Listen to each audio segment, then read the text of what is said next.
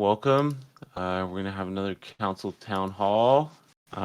We got a few topics listed down. We'll kind of get focused on the most recent IIPs that have been posted in the governance forum, that being the RevDis ICCP, safety pool and Louvitars, and then some general questions for council if you guys have any. I think you should be able to raise your hands. It was working a minute ago. I know it wasn't working for the last town hall. So if you guys have any questions, you can there's a section in the governance forum to ask questions, or you guys can raise your hand and we'll bring you up at some point to ask your questions to council. But without anything else, one of you guys want to get started on the RevDis ICCP? Blichter, unless there's any questions immediately, or Daraji, I think. That one.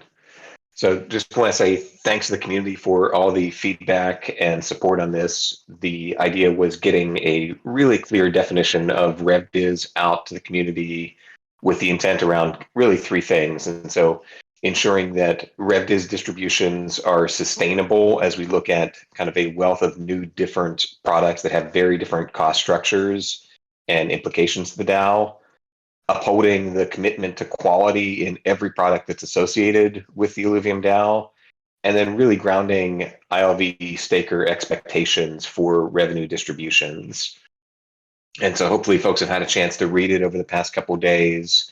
Definitely had some good response and thumbs up, but really kind of just laying out and ideating with a number of folks of what are the different revenue streams and product lines that have been discussed and are likely to come up, and just setting expectations, particularly around items that have negligible variable cost. And so that's information product where it really doesn't take more money from the DAO to make more fuel, for example. You can create one fuel or a million fuel. It's the same upfront fixed cost. But for something like Illuvifest, or particularly merch coming out soon, really clarifying what the costs are and that needs to be deducted from the revenue that would go to revenue distribution. So again, there was a lot of other feedback on scenarios and things like that, but we met earlier this week in our typical council meeting and highlighted we want to get proposals to be as tight and succinct as possible when they get kind of ratified into existence. And so even currently, it's still a little bit longer, but hopefully it presents the definitions that future proposals for products can highlight of like, hey, this falls under this type of revenue distribution to ground those expectations. So happy to take questions on it from the community, but again, really appreciate the support and feedback on this clarification.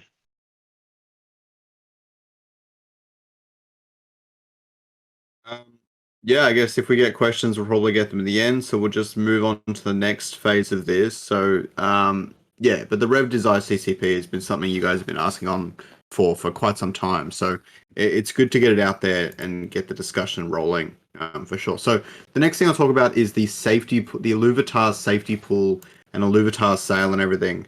I'm not going to go too long on this. Simply put, the community has been very upfront about preserving runway, making sure the DAO has everything they need to do their job effectively. So what this proposal aims to do is to pretty much accomplish that. There's not much more to it. The community has been very vocal and very supportive about taking the Illuvitar's revenue and then rolling it back into the runway in some capacity to make sure that we help preserve the DAO. And these proposals essentially seek to not necessarily jump the gun, but give us the ability to do that if we need to. We fully have the intention of bringing that into the vault and distributing it to stakers if that's what's necessary and that's what's possible.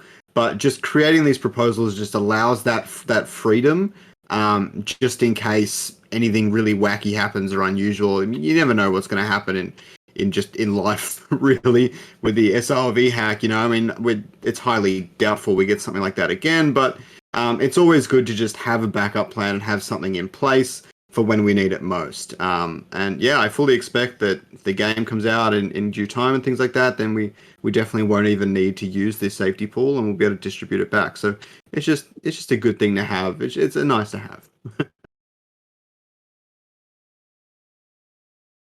Yeah, and sort of the last thing that we kind of wanted to cover briefly was just whether the community feels that we sort of want to get community feedback on whether there are still areas that the community feels the council can improve. We've obviously made some significant changes this epoch to the way that we're communicating with the community. That includes things like these town halls. We've been meeting more frequently and providing notes for those. That was already happening, but we're trying to make our notes a bit more detailed. We've been trying to integrate some community questions into our meetings and trying to basically get the information we can and make sure that we're sharing what we can with the community. But if there's any other feedback that people feel could be valuable, or other ways that they think communication could be valuable, yeah, we definitely want to hear about it. This is something that's probably going to need to be iterated on for quite a while. So if you have questions about any of the proposals that Draji and Skoriox covered, feel free to ask those. But also, if you have any feedback for the council, you can provide it in council town hall questions, or you can come up on stage and share your thoughts. But I think with that, we're probably ready to move into sort of a Q&A. I mean, I got one question or one comment. It was from Josh F.F. You know, he wanted to say that he appreciates the council getting those new IIPs out for community review quickly. So, and he said he's raised most of his points there in those chats, but he couldn't talk right now. So, anybody else have anything? Kieran, did you have any comments, or we'll wait for some? Anybody have any questions or comments for the council currently? No, I just wanted to say that they've done a really good job. This epoch by far has been the most productive when it's come to real world issues inside the DAO. There's a lot of stuff happening after the FTX stuff. We're deep in discussion about governance v2. We're working with legal every single day, and I couldn't be more impressed by how these council members are acting right now and the amount of work that they're putting in, especially when you consider that earlier in the epoch they accepted or even proposed themselves to reduce the amount of remuneration that they were getting. So I'm very, very impressed, and I think that's being shone through the DAO right now, and I think the community really appreciates that. But yeah, if there's any questions, feel free to come up now or put them in the chat and we'll discuss them. Just on that, I just wanted to say Kieran gives us a lot of credit, and many of you guys in the community also give us a lot of credit this epoch or whatever. But the community has really stepped up this epoch as well. I don't know if maybe I haven't noticed it in the past or whatever, but like especially Josh Ith and Botch and stuff, they're all writing lots of proposals. They're putting lots of ideas. They're very, very prompt when we put out the IIPs for people to review, and scrubs and stuff as well. Just everyone in the community has really stepped up these past few months, and yeah, it's not just us. You guys are doing like half the work, if we're being honest. Just wanted to say thanks. Yes. Yeah, and maybe I'll hop in here too as well with a point. I think the biggest advantage that I've seen in this epoch, both in terms of the community discussions and also, I mean, I haven't seen previous epochs council discussions, but based on what I've seen in this rotation, everyone is really approaching all of the proposals with, I think, the gravity that they require. The discussions that are going on, I think, from what I've seen, are almost exclusively in clearly good faith that everyone is trying to find the best solutions for the DAO, and not even just short term, but long term. And so, I think that's helpful. I also, have been pleased to see that there's still a good amount of variety of ideas and opinions. And I think these, the most recent two documents that you've seen, as well as Gov v2, reflects that no first proposal is getting through directly without meaningful discussion and also changes to continue to improve and iterate on them. And I think that's really important, that there's no kind of just direct pass through line through governance. We're taking the community feedback. The community is providing good feedback, whether it's sort of edge cases, or boundary topics, or it's just more efficient ways to make sure that everything is functioning well. So, from my chair, I would just ask that we continue in that same way as a broad community. And I'll also point out that Gov v2 really depends on this structure. Whether we've got games out, and you're going to be looking at a gaming council to have that same level of feedback, which I have no doubt that we'll get, or marketing or strategy. All of those elements that are proposed are intended to really be able to take the community ideas and then continue to shape and form these IIPs and ICCPs along the way. So again, just please continue. I hope that the community sees and feels that their feedback is actually being heard and incorporated in a reasonable way. And I think there's really no limits to what we can do with the structure in place. Yeah, one of the questions that just came in was actually from Ned, and he asked, do we have an ETA on Governance v2 and any timeline for implementing it after it's voted in? I don't know you kind of covered partially that. So in terms of, there's been a few more things that have come to light, and I've got some ideas about how we move to a more decentralized model, which is potentially going to affect the structure of Governance v2 in the current proposal. Not too drastically, only minor changes, but it's important that we get that feedback in, I would say in the next fortnight, we'll have that very clear. But in terms of implementation, once we get to a point where we all agree and the council votes on it, I spoke to Carlos the other day. Obviously, it's very web heavy orientated, this implementation, and it's something that's custom. We're not going to use any other third parties or anything like that. So it's going to be a heavy load on web dev, and currently they're in the middle of Louvitars wrapping that up. So I would say it's probably going to be a 2 to 3 month timeline to be able to implement it, because obviously there are multiple other things that they're doing as well, including the game launcher. And while I love governance and I think it's super important, we always need to be mindful of scope creep when it comes to potentially pushing back things like the actual launch of the games. So as long as it doesn't do that, then I think 2 to 3 months makes sense.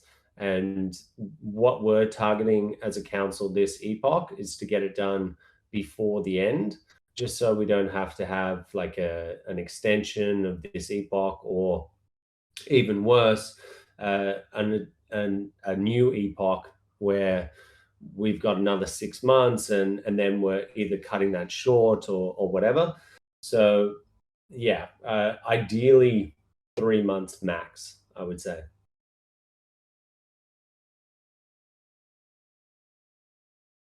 Good deal. Anything else anybody wants to add? Or I think only one other question was coming in from, I guess Ned had another question. Any updates on the IMX side about native staking on L2? Again, it's another thing that is a nice to have. It's something that obviously we're very keen on. We know that it's going to help out massively, particularly when we're very far into the current staking program. So it's more, what does it look like when people are claiming their revenue distribution rewards? So it is something that is on the roadmap, but it's very much a nice to have at this stage. So yeah, we need to get through a couple of really important stuff, like the game launcher, like governance v2, and then we can look at implementing governance. Staking v3. Yep. Yeah, so Rich, maybe I'll hop in here for just a second.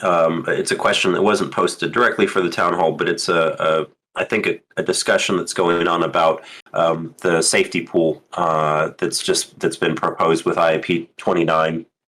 So I think the way the original proposal was written several months back was to take a fraction of the revenue that's coming in for Illuvitars and basically just use that to fund the treasury directly. As anyone that's had a chance to see the latest version that we're proposing, it's a little bit different in that it doesn't split the funding between the treasury and RevDis. It's 100%, but it is effectively capped at a certain dollar threshold. So, just to maybe answer some of the discussions on, why don't we do a partial RevDis versus a full funding of the safety pool as it's been termed. We certainly have the option of doing either. And I think I'm the appropriate one to speak to this because my initial push was to do the split. And so, having argued for that in the council and been, I think, reasonably persuaded that the other way is better, I can kind of explain my rationale for it. So, if we were to do a split, effectively, we would finish Louvitar's batch 1 here, and we would be wherever we are in terms of the funding, but we would effectively immediately turn to other revenue sources that are coming in and say, okay, well, if we didn't raise enough to get us to the point where we're comfortable with the runway, and comfortable for us means not just able to deliver, but also able to capitalize on personnel opportunities as they arise in the midst of this current market. Also, look to secure additional partnerships and opportunities that may require upfront costs that are going to be better for the DAO overall. We would then be immediately looking for the next revenue stream. And so what we've elected to do with this current proposal, and again, it's not passed yet, so it's open for community feedback, but we've identified what is the dollar amount effectively that we're looking for.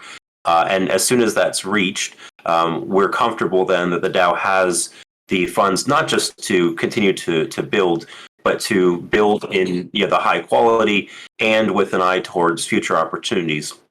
And from an impact standpoint on the RevDis, certainly, and I've had discussions with the council that this can't become sort of the norm, but we do have to recognize that we're still in startup mode.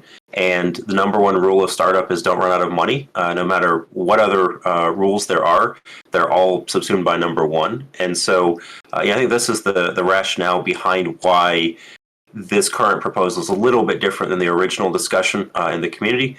But I think fundamentally it gets back to the heart of the question, which is the overwhelming feedback is everyone understands we need to make sure that we have appropriate runway and funding to get through the next months and years. And as soon as revenue streams are coming in from the games, we've seen the quality. I think it's clear that we'll be able to turn the spigot back on for RevDis. So that's maybe my take on that current discussion, even though it wasn't asked directly. And I think Josh has a follow-up question or comment he wants to make too. So Rich, I'll turn it back over to you.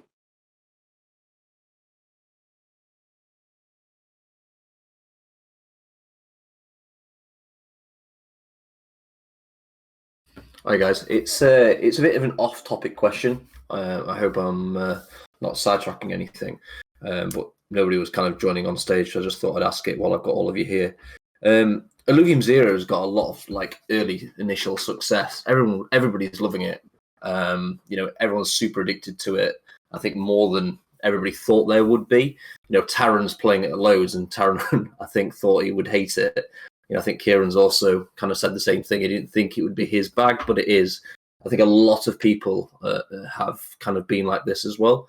We all kind of had a conversation around Illuvium Zero land and ways we can use the tier 0 land as like a good onboarding tool to the kind of like the wider ecosystem, because at the moment tier 0 land kind of serves no purpose.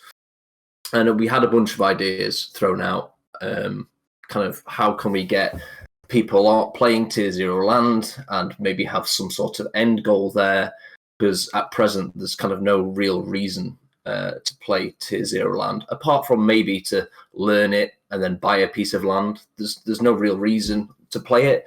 So I didn't know if you guys had any thoughts on ways we can turn tier 0 land into more of an onboarding experience into the ecosystem. Johnny would be rolling in his grave right now.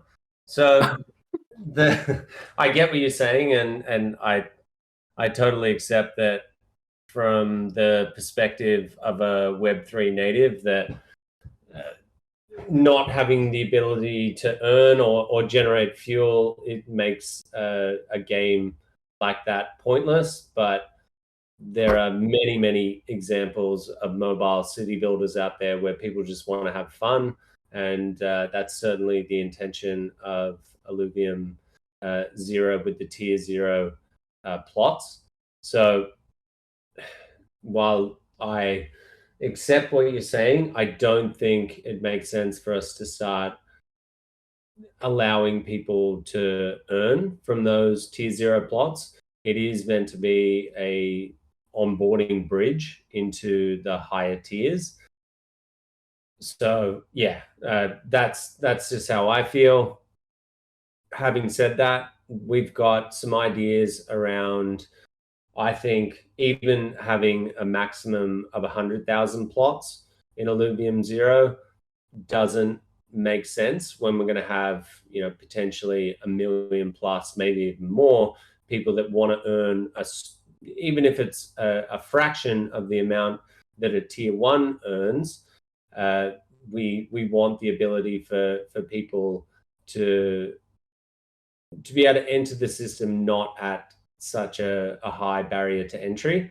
So we've got some ideas around that. I'm not going to go into the depth of it, but essentially what we're trying to achieve is the ability for over 1 million people to be able to generate fuel without it costing existing landowners.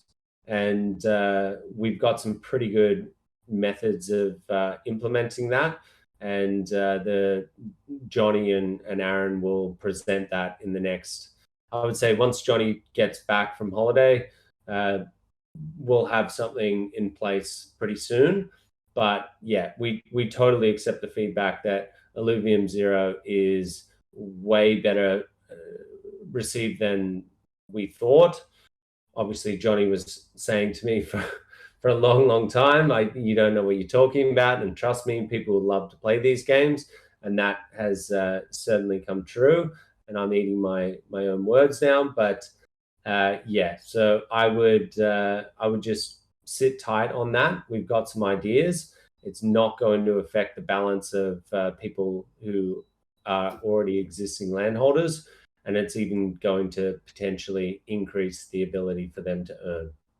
Yeah, like I didn't necessarily mean fuel, because like the whole premise around this is like paid land's end game ultimately is fuel. That's the end game for everyone. Everybody wants to build out the land, maximize kind of fuel and blueprints.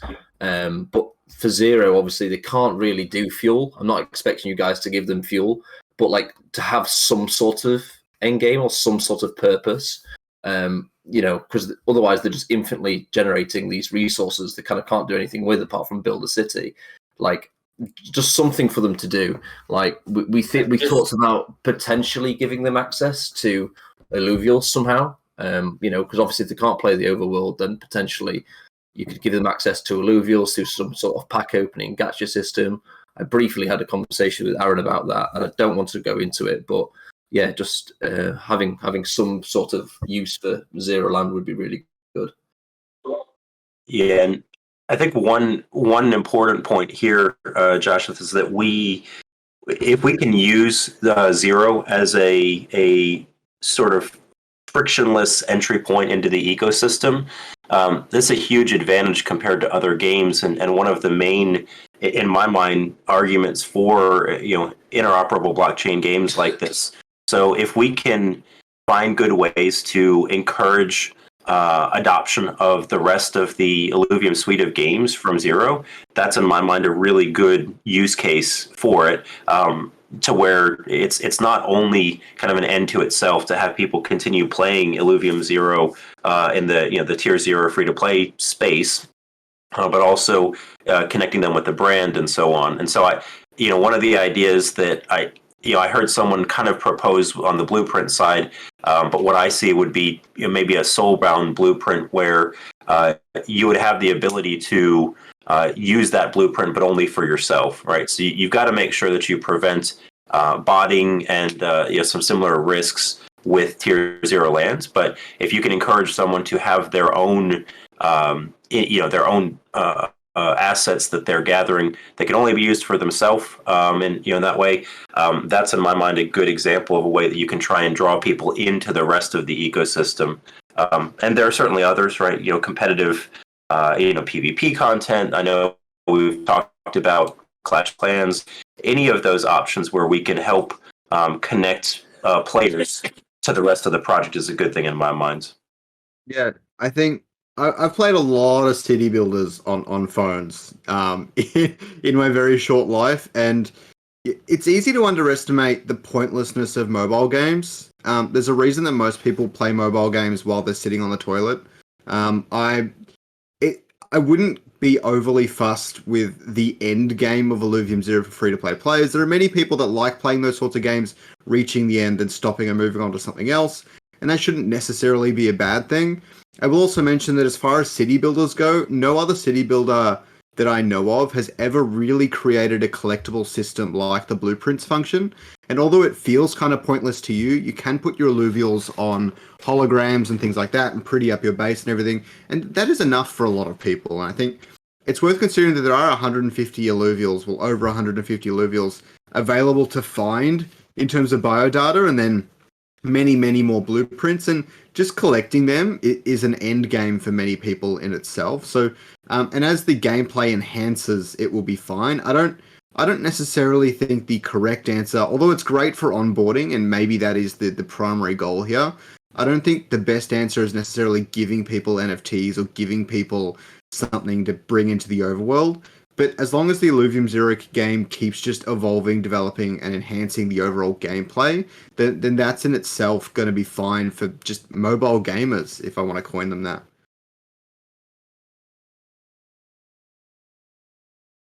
I'll just jump in super quick. I agree with everything. And there has been a lot of discussion in the ideas channel on this exact topic of ways to make free to play more interesting. And I've been super active on that. But I think long story short is there's something here. Like, I am super impressed with what the team has put out in the alpha. And remember, that is just what it is at this point. We're only in the alpha stage. And I think if genuine thought and effort is put into how do we make this further engaging to get beyond the eventual 100,000 earn plots, and you don't even have to tie it to fuel, but I think there, like folks have said, people are into city builder games. I'm one of them, and I really love where we're at right now and the potential to see this go forward for more mainstream adoption just in the mobile space. Yeah, I'll just mention that there's some really interesting ideas particularly for scaling the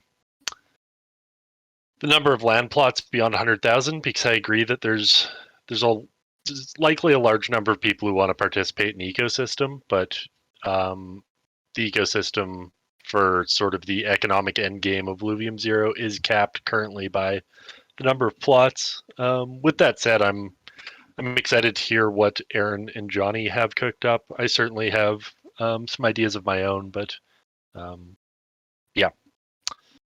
we should ultimately wait and see what the game design team has in mind before we go getting too crazy with our ideas.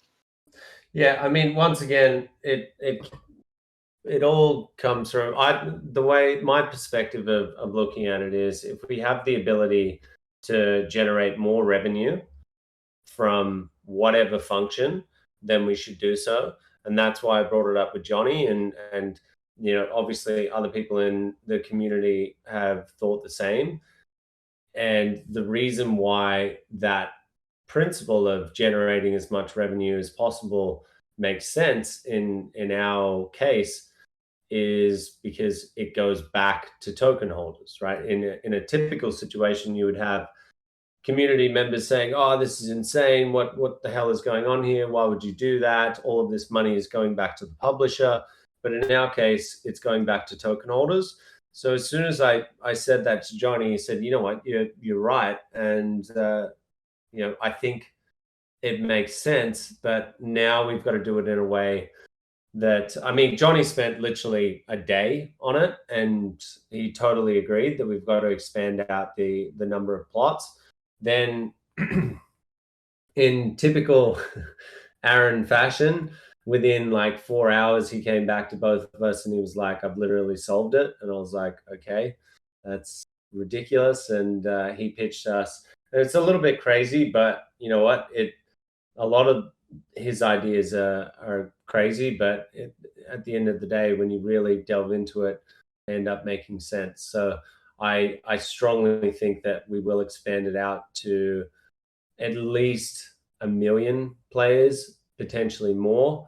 And the really cool thing about this idea is it has the ability to expand out beyond that, depending on what the demand is, while at the same time not hindering existing landholders, and in fact actually enhancing the experience that they get. So it's really, really cool. But let's wait until we put that into a document and propose it to the community. But yeah, I think everyone is super impressed with how Alluvium Zero has ended up. It was something that was never even in our product roadmap, and it was meant to be a little mini game, and now it's proven to be much more than that. So it's just really good to see that as a decentralized organization that we've been able to implement something like this, and then it's become super popular, and it's a cornerstone of our economy. So I'm really impressed. Yeah, good time. I enjoyed it more than I thought I would as well. But yeah, we can move on. We got Caveman with another question, and just let's just keep in mind, everyone, that this is like a council town hall, so let's try and keep questions, governance related, not just kind of get off topic, I guess. It's not your typical town hall with Kieran and Aaron and the founders, so just a thought to remember. But yeah, we'll bring up Caveman right now to ask his question. Yeah, I'm no longer here. Hey everyone, Illuvium team. Thanks, Rich, for letting me get on here. I'd like to bring up Louvitars. We've been having a little bit of discussion around the possible TCG that could be implemented with that. I know Aaron's got probably a whole bunch of ideas of how to implement that. I'm just looking back at the land sale and how there was the potential for mega cities. And that's still potential. It hasn't been confirmed or anything, but I think that that's something that y'all want to move forward with. But because it wasn't clear, there were some people who were hesitant to really jump in and try and build those megacities. And there's still some, like me, that did push megacities and stuff.